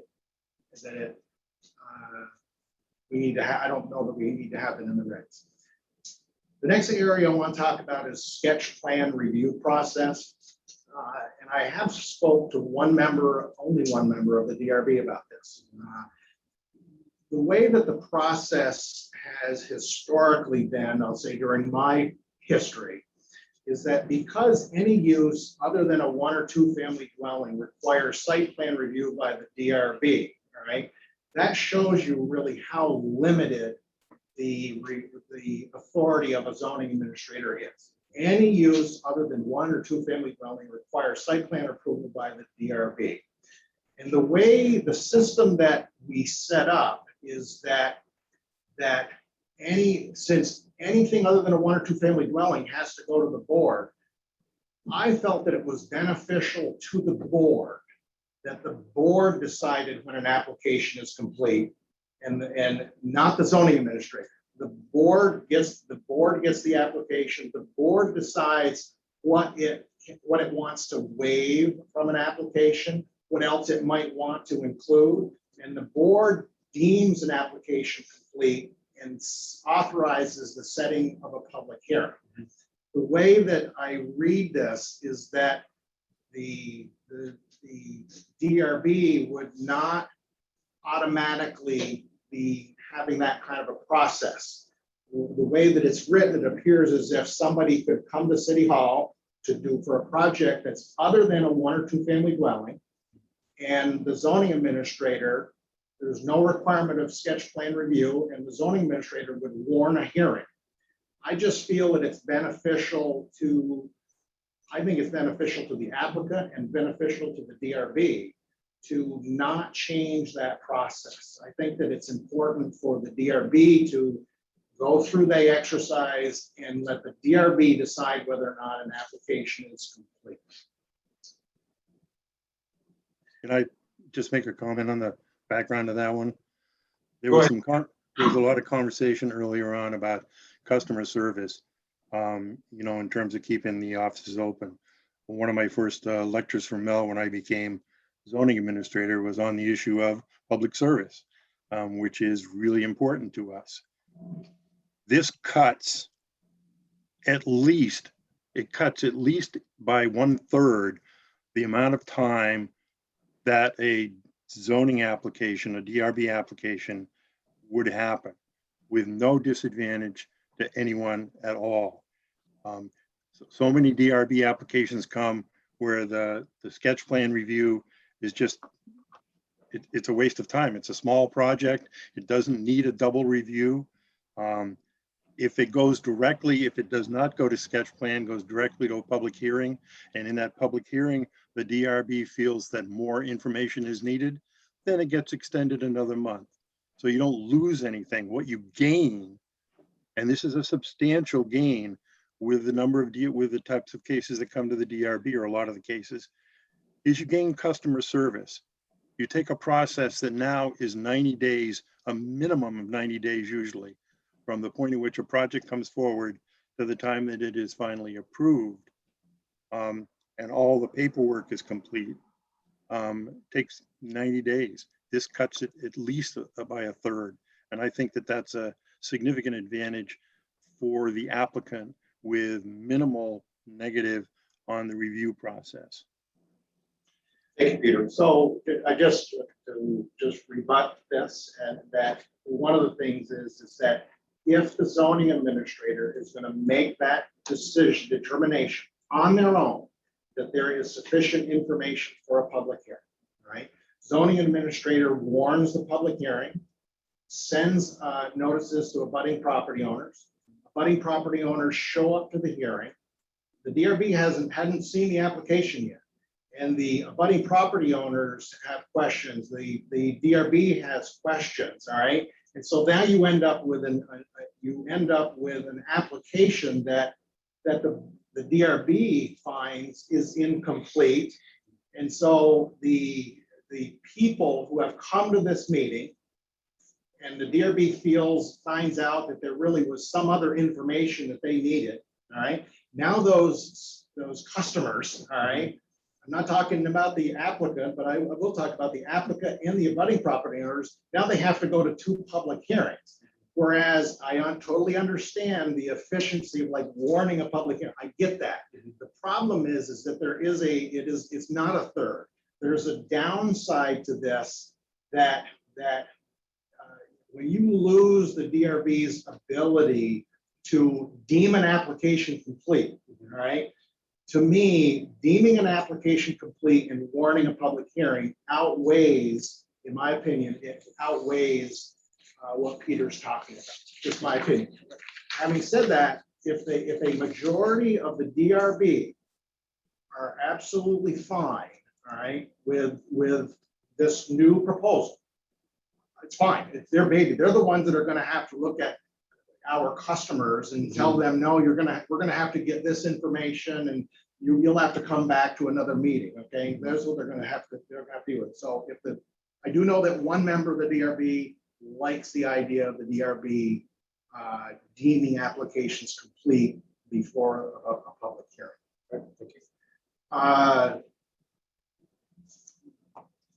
There's a whole section about unregistered vehicles in here and a time frame of when things are going to go into effect. And it's my opinion that timeframes of assessments, they don't belong in zoning regulations.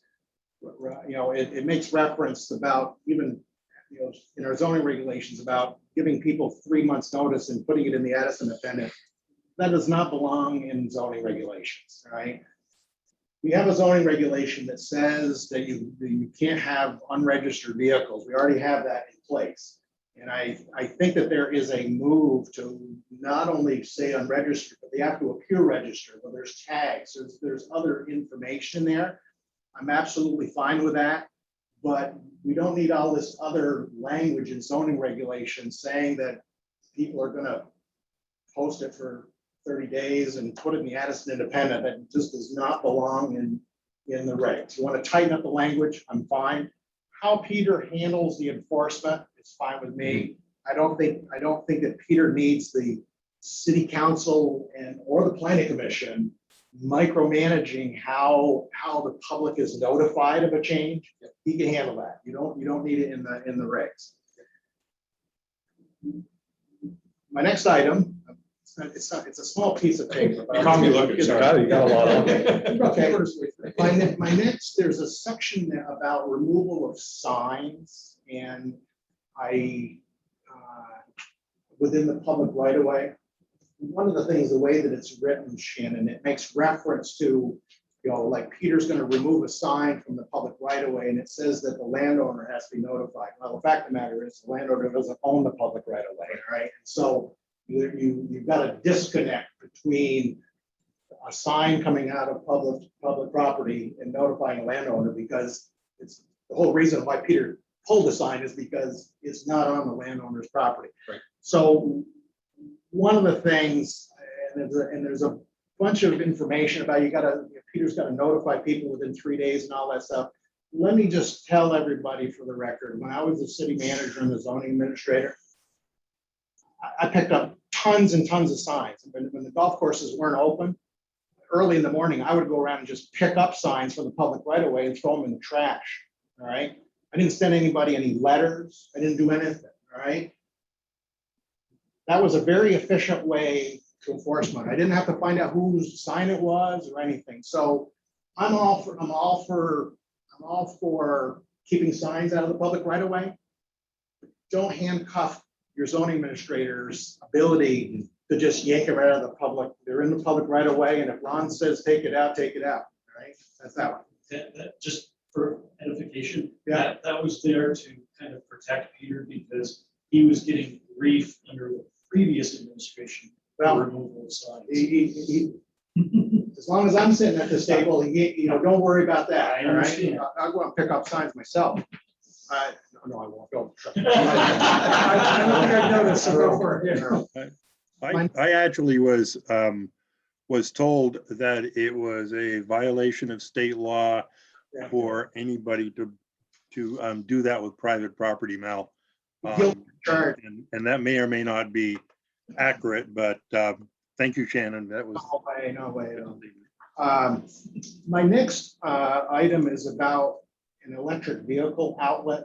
There is a section in here that requires, I think it's new, I don't think this is retroactive, but there is a requirement in here that garages, certainly new garages, would be required to include an electric vehicle outlet. Which can be a 110 outlet. Okay, so to me, that's a building code, and this is about zoning, not building codes. And I just don't think, listen, I support, if people want an electric vehicle, they can have one. I just think that it's an overreach for zoning regulations to be telling people that they need to have an electric vehicle capability in their garage. I just think it's really overreach. If we're going to start doing that, we're going to start telling people that they shouldn't own dishwashers. I don't like the overreach. I think it's great, for people to have electric vehicle, but it doesn't belong in the zoning regulations as far as I'm concerned. My next item, these will go pretty quickly. On page Are you one. still on the front side? I'm out. He just- I'm done. I didn't realize there was It's not bad, more on the it's back, not though. bad. It is double It's sided. not bad. It's all good points. On page 100, there is a chart. I think that page 100 is about the historic neighborhood district. I believe. Get up in front of me here. Well, 8.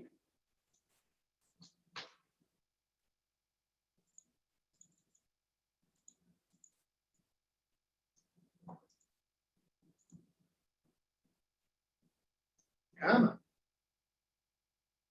Yes. 100. No, it's not that. It's, Section 1604. The pages are probably different in the tracked version and the untracked version. Oh, okay. You look at Anyway, Conventional standards. in the high density in the historic neighborhood. Yeah. And it starts out with like 7,500 square feet. Yes. And then it says 5,000 per unit for 2 households. Yep. So that equals 10,000 square feet. Yep. And then it says 2,500 square feet per unit for a multiple household. Yeah. That means that a 3-family dwelling requires less acreage than a 2-family. I shouldn't say this. That's saying that a 3-unit multiple household. See how Yeah, right. quickly you've adapted? Yeah, right. So I don't think that quite got thought through. And I don't have a number for you. I just know that that's a problem. On page 104, why did I write page 100? Just a second. That's a sign. Was that the signage? Good. Okay, good. Page 104. Medium density residential conventional standards. 103.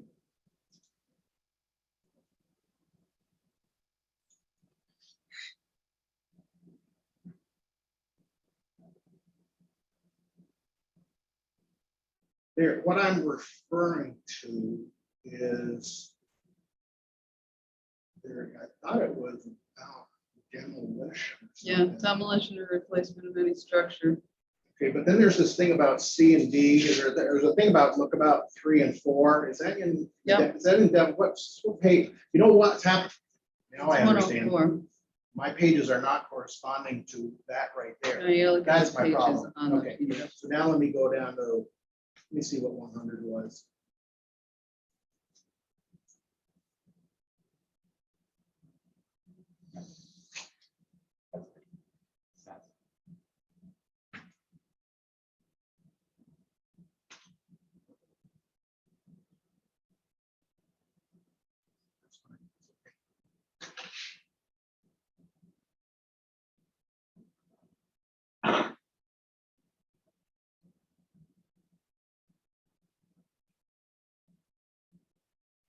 Okay, so page 100, sorry, that's what was happening, is about the lot size. This one, that 100 right there, not this thing up, not this up in here, okay? So when you go down to page 104,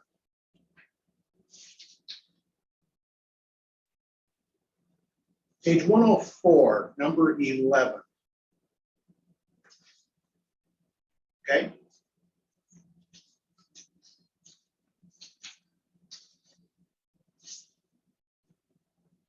Okay, I'm sorry.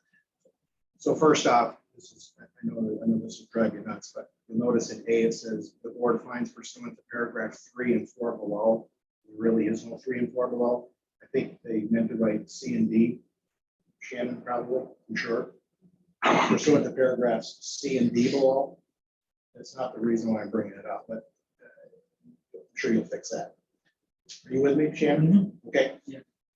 I understand this, what's going on here, but I'll tell you what I don't like is I don't like D. You know, the city has 90 days to find acceptable alternatives to demolition. I don't know what our role is in this. They're proposing that the city get involved with finding alternatives. You know, the city has 90 days to find acceptable. I'm just puzzled by this one. You know, somebody wants to demolish a structure that's contributing to the historic site, blah, blah. And then it says the board finds the rehabilitation thereof could cause undue financial hardship, and the board finds the demolition as part of a site.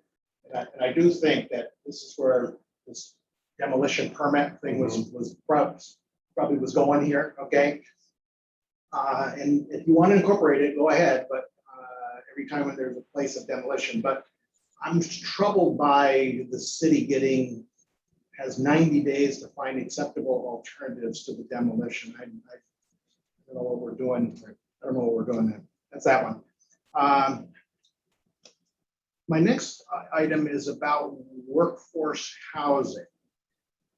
couple things. One of the things, we have a definition of affordable housing.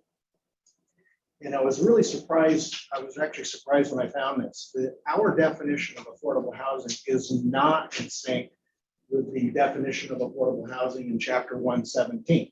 And where the difference is that for an affordable housing owner occupied, our definition says 80% of median income, household income.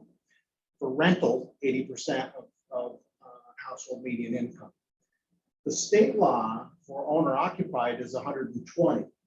And I just found that ironic that the state's definition in chapter 117 has affordable housing owner occupied at 120, which is identical to the workforce housing definition that you are putting forth. So I would suggest, and also I did a word search in chapter 117, never, the word workforce is not there. So one of the things, I like to see zoning regulations consistent with state law. So I would suggest that the planning commission take a look at the definition of affordable housing and consider having owner occupied by 120.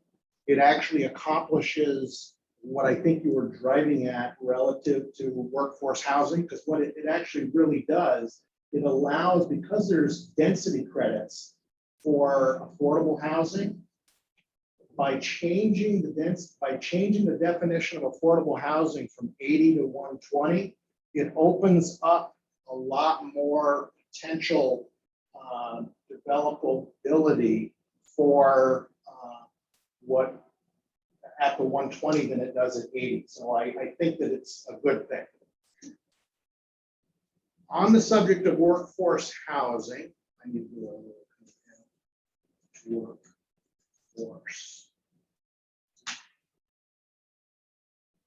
In the high density residential district, I think that this is the only place that when I do a word search on workforce housing, it says in the high density residential, all new development shall have at least 20% workforce housing. All new development shall have at least 20% workforce housing. I'm all for density incentives, like we have for affordable housing, but to mandate that all new development in the high density residential shall have at least 20% workforce housing, I can't support that. And the definition of workforce housing It's 120. is the same as affordable housing. It is not. It's not the same. It's not the same. Canals come from a proposition that it's owner occupied workforce housing. It's very much specifically based around income and not being owner occupied. So running the workforce housing conversations in the greater state of Vermont are about providing rentals to professionals as well as owner. So I'm just going to read this one more time. All new development should, it says should, which means shall, have at least 20% workforce housing. I really think that the city of Virginia is the picture of workforce housing. Right? It's not like the city of Virginia doesn't have workforce housing. We have tons of workforce housing. I mean, really, you're just going to think about our inventory. We have tons of it. All right. We certainly don't need a mandate that all new development require 20% workforce housing. It's just my opinion. And lastly, I want to just get a little clarification about drive-through banks. I noticed that drive-through banks were completely removed. And let me just ask you this. By removing the whole thing about the definition of drive-through bank and all of that, does that mean that a drive-through bank is part of a bank? Is that what that means? Or what does it mean? The rationale behind that was in the Northern Gateway District, we had people who were asking for the opportunity to be able to do other drive-through businesses.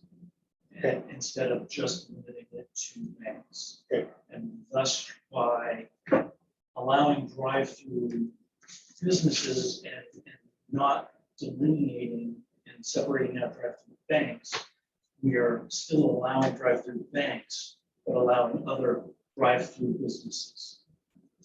Can you say that one more time? So we are making it more inclusive by allowing drive-through businesses as opposed to just saying drive-through banks. So the language that you're proposing to eliminate, the language says drive-through banks are the only drive-through business permitted in the central business district.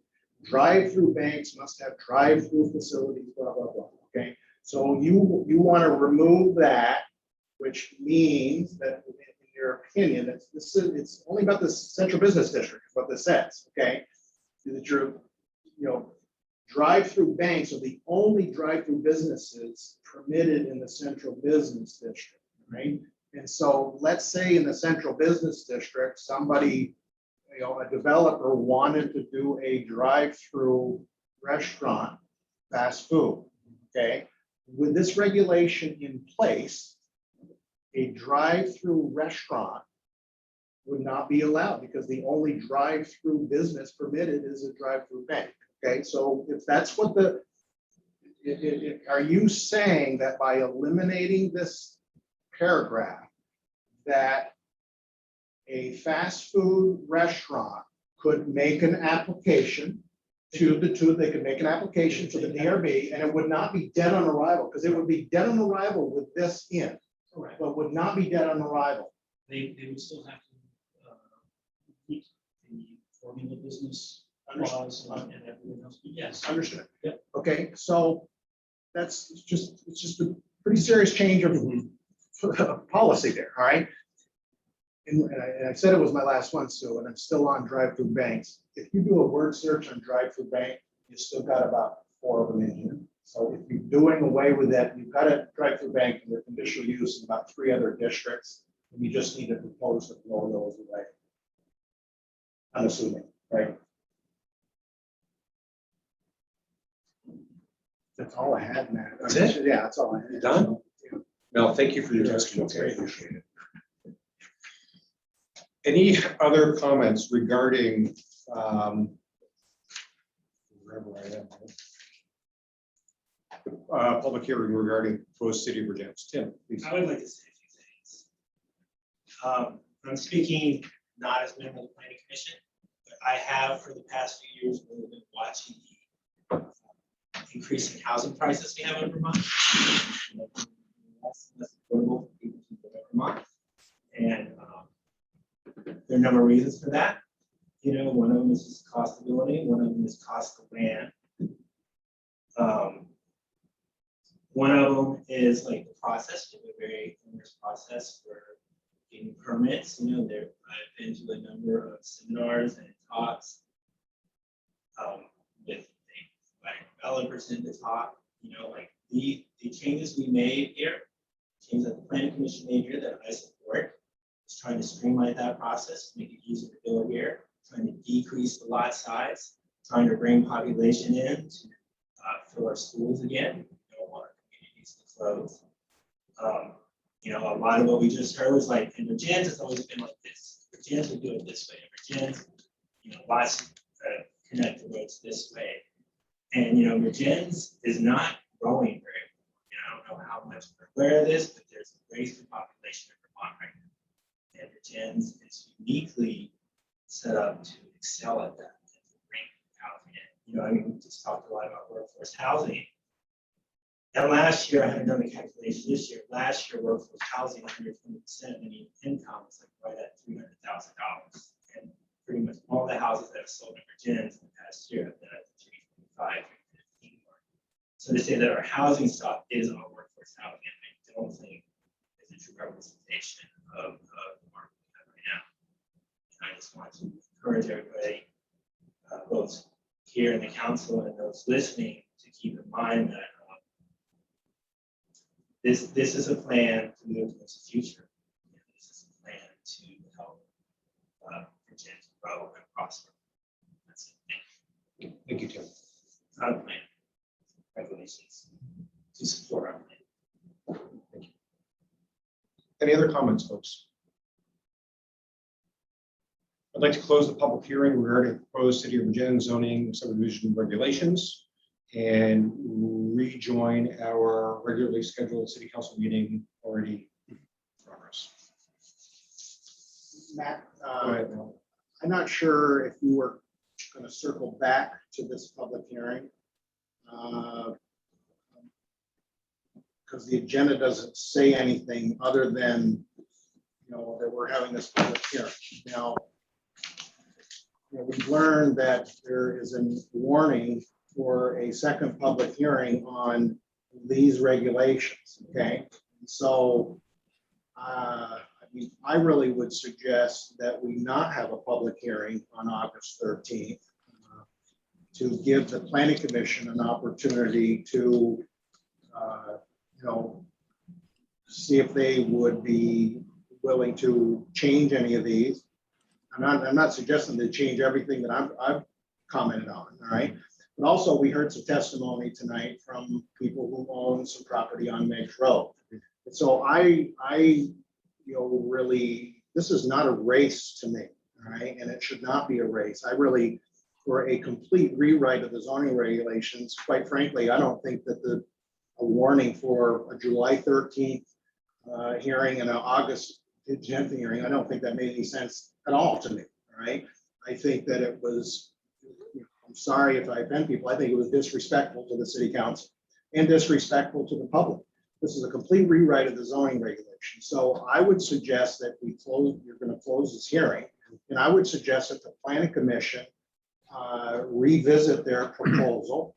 I don't think that the city council should be writing zoning regulations. And I think the planning commission is well schooled in that. But I guess what I wonder is whether or not the planning commission would be willing to revisit their proposal, and then we would set another to work collaboratively with the planning commission. But if the city council wants to move forward, have another public hearing on this exact same document that you had, go for it. Thank you, Mel. Shannon, any thoughts on that? I would recommend that we do not have a second public hearing on August 7th or whatever date that is. I would like the opportunity for the planning commission to review the testimony that we received tonight, move forward, and I would encourage anybody who wants to attend that meeting to discuss it. It's going to be August 2nd, 7 p.m. right here. We would welcome that opportunity. Has the second hearing been warned? No, I think Peter's ready to pull the trigger on it. The second hearing was warned. Both hearings were warned once. They had to be redone when the change went from only remote to hybrid. So I held off today, which would have been the day I would have submitted it. The August hearing has not been rewarned. I concur with Mel that, and Shannon's agreement that we could slow this down a little bit. And to Shannon's point, anyone who wishes to make further comments or questions should attend the regularly scheduled meeting as the second. Yeah, it'll be the first Monday of the month, August 2nd. I mean, we've been working on these for over a year. It would have been nice to hear some of these comments along that way, but it is what it is. We welcome people to come to our regular meeting and interact with us. Thank you, Shannon. Thank you, Mel. Thank you. So the planning commission will come back to us at some point. Absolutely. Prior to the warning. That's fine. Thank you very much. Okay, Ron, we interrupted, we stopped your manager's report towards the end. Would you like to pick that up? Yep. The only other thing is the draft sheets that I put together, trying to assess the different capital projects and improvements that are needed. This is a draft, and I did want to make note that we had received information recently that the salt shed project, which is down under Public Works, The cost of that project has increased, what we had talked about with everyone. Mayor and I and Brett Mikowski have discussed this. We also talked with the state, and I think what would be good is to be intended to bring this to the council after budget hearings. So I think now, I think the first meeting of August would be a good time to have Brent do a quick recap on where the salt shed project is, what some of the cost increases are related to, some of the strategies that the state is recommending. There may be some additional funding to help cover the difference. So the purpose of this document really, Ron, is just to help the council and the citizens of Regents understand, where our potential projects are, what the financial ramifications may be. There's no commitment outside of anything that, the council has given money to the pavilion and some money to the salt shed project, but you're really just providing this as educational. Is that correct? It is, and I think as we look ahead to funding all projects, just to keep in mind the big picture, I think putting some priorities around these will be really helpful. So when we're approached for funding, we have a little bit better idea. So again, this is a start. I really welcome thoughts, additions, edits, just to kind of get this going. I'm not even ready to explore that. So if there's a better way to do it. I think it's a great tool. Yeah, Matt, This is really helpful. yeah, I think this is really good. The just from a point of consistency, because the column that says city commitment, when I see the word city commitment, and then I actually see various actions of the city council. I remember the city council allocating $72.50 from the watershed fund, allocating 30,000. The Veterans Park, I'm assuming that these are city commitments that are allocated. So I think there's a difference between a city's share and a actual city commitment about that we've committed. Because the point is like, for instance, it was Schultz said, obviously jumped off the page for me, Ron, and because in my mind, the city only committed $64,000, and we didn't commit. I mean, yes, the city commitment is 107, but the city council only committed 64,000. Right, so I just point that out. It's a really good point. Yeah. The other thing is the other thing that jumped off the page for me is this PVC membrane for the pool of $120,000. I certainly do attend some meetings of the rec committee, and I know the pool. I know that there's been some discussion about that. I do not believe that the city council has discussed spending $120,000 for a PVC membrane for the pool. All right, I just don't. No, we have not. I don't think that that's the case. Okay. What I do recall was Kathy Rossier attending a city meeting and encouraging that the city council allocate money for an assessment of the pool. So I think that the PVC membrane for the pool is very premature. I don't think it should be on this list because it's premature. I'm not saying that it never will be on here, but it's premature to be on here now because I think that there's going to be an assessment done.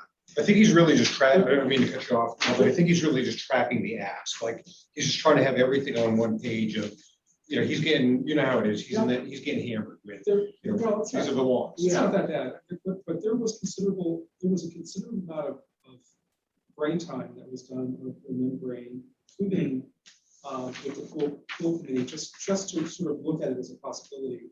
And I think what I based on what I've seen, and including kind of a menu of things without it being obligatory, but that it's a possibility. The pool assessment definitely should be added. But when I got here, I discovered a considerable amount of work that was done, and the membrane was tossed out in meetings by the former city manager, the pool committee, et cetera. So I just added it. That's it. Okay. Yeah. Any other comments or questions regarding the spreadsheet?